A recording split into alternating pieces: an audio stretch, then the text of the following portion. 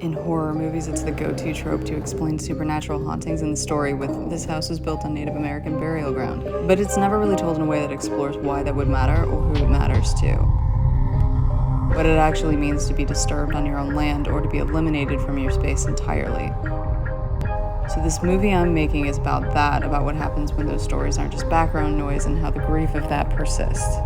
Basically a word-for-word reenactment of my experience being homeless, but I'm gonna add a special effects creature, of course, because that's what I do.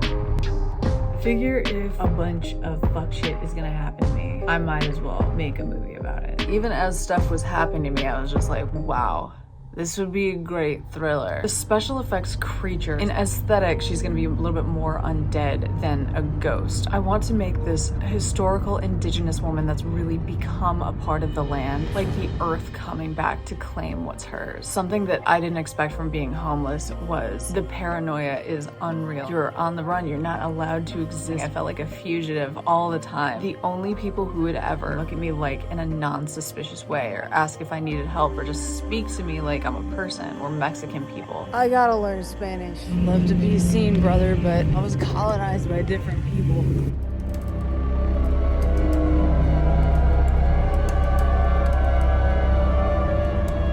Picture this: stalker, monsters, puppy, haunting, paranoia, chase scene, moody gray hour storm. The preview you are about to watch is for a movie that is unlike any you have ever seen before. It is for a movie that goes beyond temporary fear to everlasting terror.